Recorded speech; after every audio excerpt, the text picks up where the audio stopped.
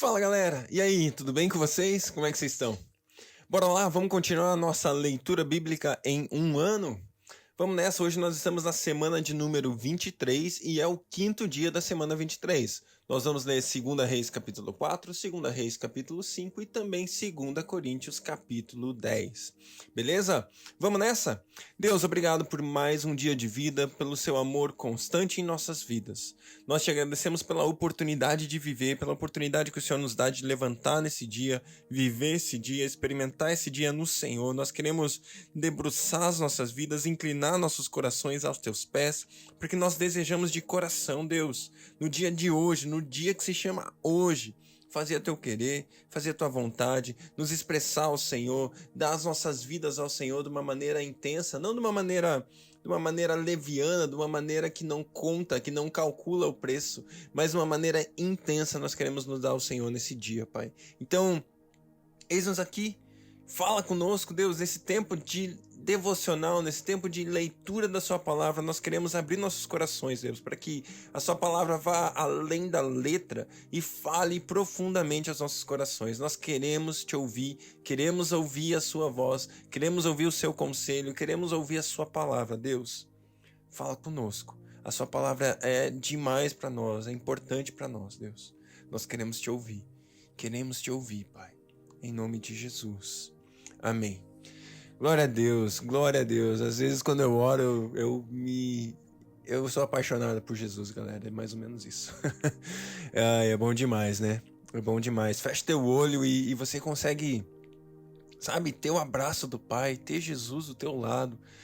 É uma realidade maravilhosa que a gente vive. O Espírito Santo habitando dentro de nós.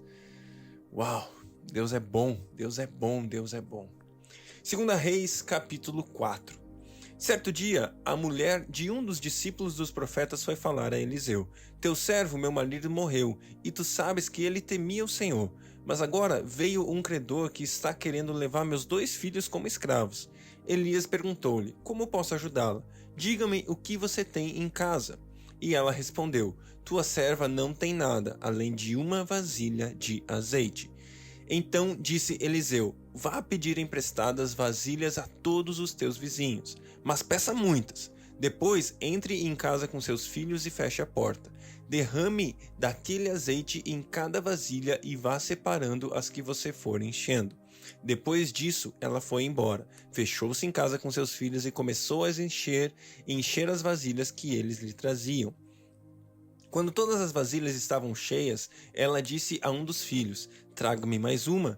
Mas ele respondeu: Já acabaram. Então o azeite parou de correr.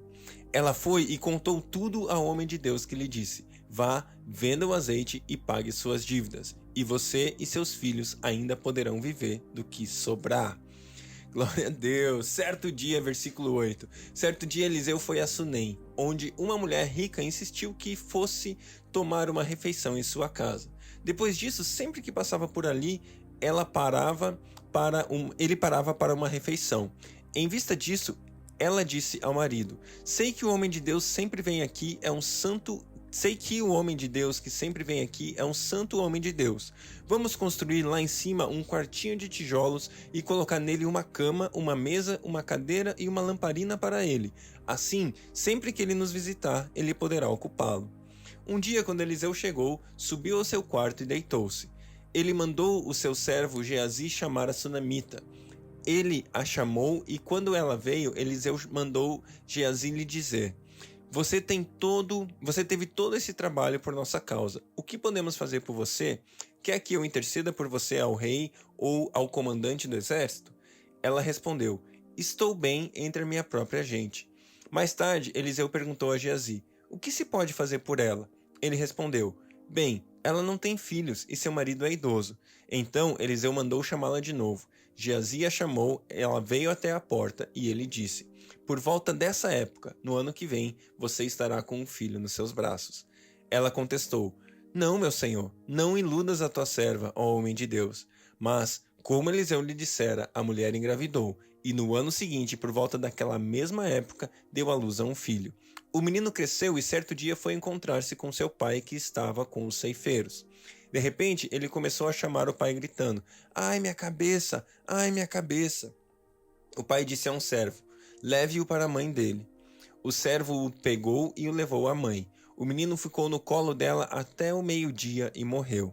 Ela subiu ao quarto do homem de Deus, deitou o menino na cama, saiu e fechou a porta. Ela chamou o marido e disse: "Preciso de um servo e de uma jumenta para ir falar com o homem de Deus. Vou e volto logo." Ele perguntou: "Mas por que hoje? Não é lua nova nem sábado." Ela respondeu: "Não se preocupe." Ela mandou selar a jumenta e disse ao servo: "Vamos rápido, só pare quando eu mandar." Assim ela partiu para encontrar-se com o homem de Deus no Monte Carmelo. Quando ele a viu à distância, disse a seu servo Geazi: "Olhe, é a sunamita. Corra ao seu encontro e pergunte a ela: Está tudo bem com você? Tudo bem com seu marido e com seu filho?" Ela respondeu a Geazi: "Está tudo bem." Ao encontrar o homem de Deus no monte, ela se abraçou aos seus pés. Geazi veio para afastá-la, mas o homem de Deus lhe disse: "Deixa-a em paz. Ela está muito angustiada, mas o Senhor nada me revelou e escondeu de mim a razão de sua angústia." E disse a mulher: "Acaso te pedi um filho, meu senhor? Não te disse para não me dar falsas esperanças?" Então Eliseu disse a Geazi: "Ponha a capa por dentro do cinto, pegue o meu cajado e corra. Se você encontrar alguém, não o cumprimente, e se alguém o cumprimentar, não responda. Quando lá chegar, ponha o meu cajado sobre o rosto do menino." Mas a mãe do menino disse: "Juro pelo nome do Senhor e por tua vida, se ficares, não irei." Então ele foi com ela. Geazi chegou primeiro e pôs o cajado sobre o rosto do menino, mas ele não falou nem reagiu. Então Geazi voltou para encontrar-se com Eliseu e disse: "O menino não voltou a si." Quando Eliseu chegou à casa, lá estava o menino, morto, estendido na cama. Ele entrou, fechou a porta e orou ao Senhor. Depois deitou-se sobre o menino, boca a boca, olhos com olhos e mão com mãos. Enquanto se debruçava sobre ele, o corpo do menino ia se aquecendo. Eliseu levantou-se e começou a andar pelo quarto. Depois subiu na cama e debruçou-se mais uma vez sobre ele. O menino espirrou 7 vezes e abriu os olhos. Eliseu chamou Geazi e o mandou chamar a sunamita. E ele obedeceu. Quando ela chegou, Eliseu disse: "Pegue seu filho." Ela entrou, prostrou-se a seus pés, curvando-se até o chão. Então pegou o filho e saiu. Depois Eliseu voltou a Gilgal. Nesse tempo, a fome assolava a região. Quando os discípulos dos profetas estavam reunidos com ele, ordenou ao seu servo: "Ponha o caldeirão no fogo e faça um ensopado para estes homens." Um deles foi ao campo apanhar legumes e encontrou uma trepadeira. Apanhou alguns de seus frutos e encheu deles o seu manto. Quando voltou, cortou-os em pedaços e colocou no caldeirão de ensopado, embora ninguém soubesse o que era. O ensopado foi servido aos homens, mas logo que o provaram gritavam: "Homem de Deus, há morte na panela!" E não puderam mais tomá-lo. Então Eliseu pediu um pouco de farinha, colocou no caldeirão e disse: Sirvam a todos." E já não havia mais perigo no caldeirão. Veio o homem de Baal Salissa, trazendo ao homem de Deus 20 pães de cevada feitos dos primeiros grãos da colheita, e também algumas espigas verdes. Então Eliseu ordenou ao seu servo: "Sirva a todos." O auxiliar de Eliseu perguntou: "Como poderei servir isso a 100 homens?" Eliseu, porém, respondeu: "Sirva a todos, pois assim diz o Senhor: eles comerão e ainda sobrará." Então ele serviu a todos conforme a palavra do Senhor, e eles comeram, e ainda sobrou. Glória a Deus, glória a Deus. Aqui vemos algumas ações, alguns milagres feitos através da vida de Eliseu. Quero destacar aqui primeiro o milagre do azeite, lá da multiplicação do azeite. E eu gosto muito desse milagre porque fala a respeito de vasilhas que não pertencem a você. Vasilhas que você precisa chamar amigos, você precisa chamar seus vizinhos, você precisa chamar aqueles que estão perto de você para suportar aquilo que Deus tem para a sua vida. Isso é muito especial. Meu irmão, minha irmã, nós não fazemos nada sozinhos. Nós precisamos da igreja, nós precisamos do corpo, nós precisamos dos amigos, nós precisamos, sabe, daqueles que estão ao nosso redor, e com eles nós conseguimos conquistar e realizar aquilo que Deus tem. Deus derramou uma bênção sobre aquela mulher, mas para ela receber o muito, ela precisava trazer várias vasilhas, trazer vários relacionamentos, colocar ali ao redor da mesa, perto do derramado azeite. Ela deveria trazer mais e mais pessoas, mais e mais amigos. Ela dependia de mais e mais pessoas, e quanto maior fosse a rede de contatos, a rede de relacionamento daquela mulher, maior seria a riqueza que ela mesma iria construir ou conquistar no final, porque maior a quantidade de vasilhas ela iria conquistar, e consequentemente maior a quantidade de azeite, e consequentemente maior a venda, né, dessa bênção que o Senhor liberou sobre ela. Muito importante, né? Os relacionamentos, eles nos levam a lugares que nós nunca entraríamos sem eles. Existe uma expressão que fala relacionamentos extraordinários. Eu e você precisamos identificar e valorizar os relacionamentos que nós temos, porque de verdade, a verdade é que através dos relacionamentos nós vamos mais longe, nós conquistamos mais, nós realizamos muito mais. Então, primeira lição que eu vejo nesse texto é em relação a relacionamentos. Com quem você tem andado? Com quem você tem se relacionado? Os seus relacionamentos são relacionamentos que te impulsionam, que te levam além? Fique atento a isso, sempre valorize os relacionamentos que Deus tem colocado na sua vida. A gente vê também aqui, eu quero destacar o último milagre desse texto, que lembra muito o milagre da multiplicação de pães que Jesus realizou. É muito legal ver Eliseu um pouquinho como uma figura de Cristo aqui, e ele fazendo um milagre muito semelhante àquele de Jesus, onde a multiplicação de pães acontece, e aqui Eliseu fazendo um milagre onde, assim como Jesus falou, diga a eles que sirvam, né? Sirvam a multidão, aos seus discípulos. Eliseu disse a mesma coisa, e à medida que eles serviam, o milagre foi acontecendo. À medida que eles serviam, a multiplicação aconteceu.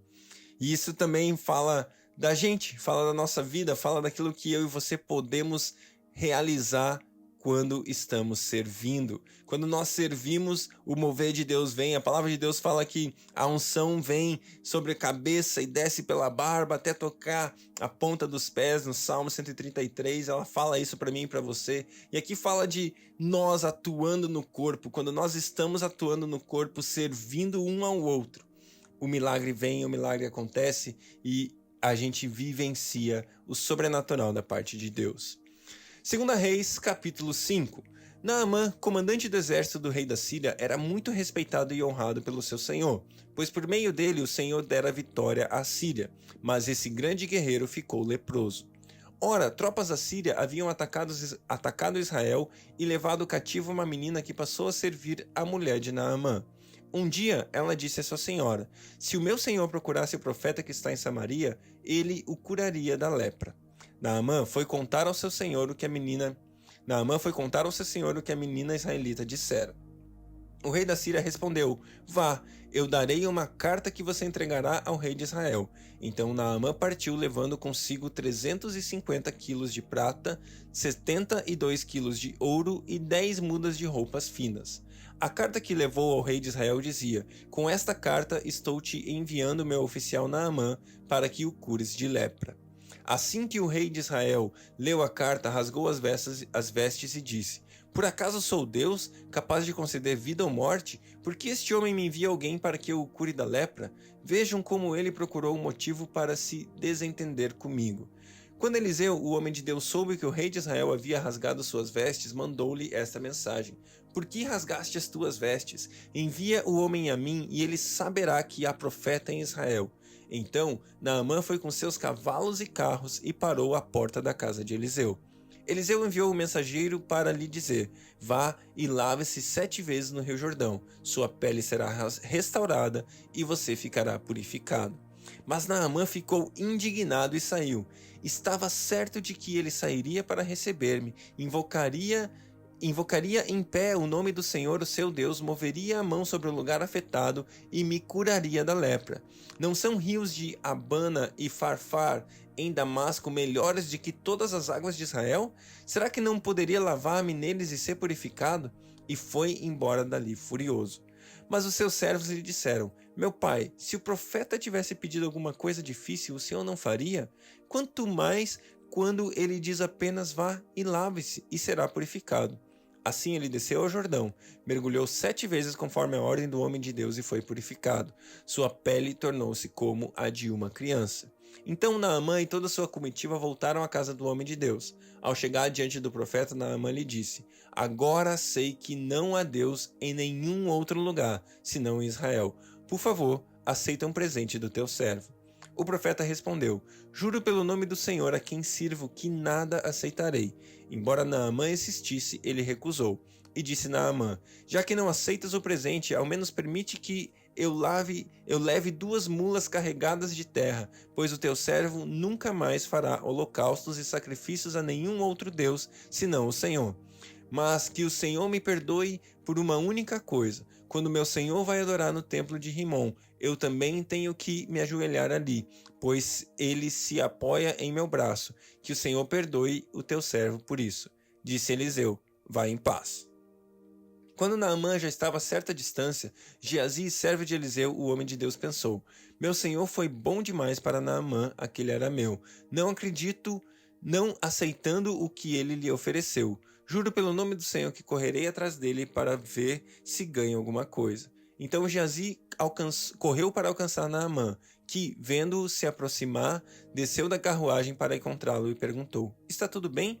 Geazi respondeu: Sim, tudo bem, mas meu senhor enviou-me para dizer que 2 jovens discípulos dos profetas acabaram de chegar, vindo dos montes de Efraim. Por favor, dê-lhes 35 quilos de prata e 2 mudas de roupa fina. Claro, respondeu Naamã, leve 70 quilos. Ele insistiu com Geazi para que os aceitasse e colocou 70 quilos de prata em 2 sacolas com as 2 mudas de roupa, entregando tudo a 2 de seus servos, os quais foram à frente de Geazi levando a sacola. Quando Geazi chegou à colina onde morava, pegou as sacolas das mãos dos servos e as guardou em casa. Mandou os homens de volta e eles partiram. Depois entrou e apresentou-se ao seu senhor Eliseu, e este lhe perguntou: Onde você esteve, Geazi? Geazi respondeu: Teu servo não foi a lugar nenhum. Mas Eliseu lhe disse: Você acha que eu não estava com você em espírito quando o homem desceu da carruagem para encontrar-se com você? Este não era o momento de aceitar prata nem roupas, nem cobiçar olivais, vinhas, ovelhas, bois, servos e servas. Por isso, a lepra de Naamã atingirá você e seus descendentes para sempre. Então, Geazi saiu da presença de Eliseu, já leproso, parecendo neve. Uau! Temor do Senhor, meus irmãos, temor do Senhor. Nós não podemos brincar com a palavra de Deus, nós não podemos brincar com aquilo que Deus fala. Aqui um destaque no início do texto, Naamã imaginou como seria a cura dele. E ele falou assim, Deus vai agir assim. Eu vou chamar o profeta, ele virá diante de mim, vai se colocar em pé, vai invocar o nome do Senhor, vai passar a mão diante das feridas, e enquanto ele passa a mão eu vou ser curado, e assim que Deus vai fazer, e é desse jeito que eu aceito, e é só assim que pode ser. Não é verdade que eu e você fazemos assim de vez em quando com Deus? Eu e você falamos, Deus, vem sobre mim, eu preciso de algo, eu preciso da sua resposta, eu preciso da sua ação aqui e ali. E Deus responde para mim e para você, talvez não da maneira que a gente imaginava, não da maneira que a gente queria, não da maneira que a gente esperava, e a gente fica, que história é essa? Deus não fala comigo, Deus não age ao meu respeito, Deus não... Enquanto isso, Deus está agindo, Deus está falando, Deus está fazendo, mas você está tão fechado para ver somente a maneira que você esperava que Deus agisse, que qualquer outra maneira não serve para você. E Deus está ali, dando a resposta, suprindo, fazendo e trazendo aquilo que você precisa. Mas eu e você, às vezes, nos fechamos para o que Deus tem, porque nós criamos na nossa mente, antes mesmo de Deus agir, antes mesmo de Deus responder, a gente cria como Deus deve responder, na nossa mente, na nossa intenção, no nosso coração. E isso muitas vezes nos impede de alcançar aquilo que Deus tem. E Deus, ele normalmente vai responder da maneira mais simples que a gente espera, como a gente vê nesse texto. Se fosse muito difícil, você faria, não é verdade? Mas como é muito simples, por que você não vai lá e faz? E sabe, eu e você devemos ouvir a voz do nosso Pai com simplicidade. E assim nós podemos, mais simplesmente, porque Deus é simples, alcançar aquilo que Ele tem. 2 Coríntios capítulo 10. Eu, Paulo, pela mansidão e pela bondade de Cristo apelo para vocês. Eu que sou humilde quando estou face a face com vocês, mas audaz quando ausente. Rogo a vocês que, quando estiver presente, não me obriguem a agir com audácia, tal como penso que ousarei fazer para com alguns que acham que procedemos segundo os padrões humanos. Pois, embora vivamos como homens, não lutamos segundo os padrões humanos. As armas com as quais lutamos não são humanas, ao contrário, são poderosas em Deus para destruir fortalezas. Destruímos argumentos e toda pretensão que se levanta contra o conhecimento de Deus e levamos cativo todo pensamento para torná-lo obediente a Cristo. E estaremos prontos para punir todo ato de desobediência, uma vez estando completa a obediência de vocês. Vocês observam apenas a aparência das coisas. Se alguém está convencido de que pertence a Cristo, deveria considerar novamente consigo mesmo que, assim como ele, nós também pertencemos a Cristo. Pois mesmo que eu tenha me orgulhado um pouco mais da autoridade que o Senhor nos deu, não me envergonho disso, pois essa autoridade é para edificá-los e não para destruí-los. Não quero que pareça que estou tentando amedrontá-los com as minhas cartas, pois alguns dizem, as cartas dele são duras e fortes, mas ele pessoalmente não impressiona e sua palavra é desprezível. Saibam, tais pessoas, que aquilo que somos em cartas, quando estamos ausentes, seremos em atos quando estivermos presentes. Não temos a pretensão de nos igualar ou de nos comparar com alguns que se recomendam a si mesmos. Quando eles se medem e se comparam consigo mesmos, agem sem entendimento.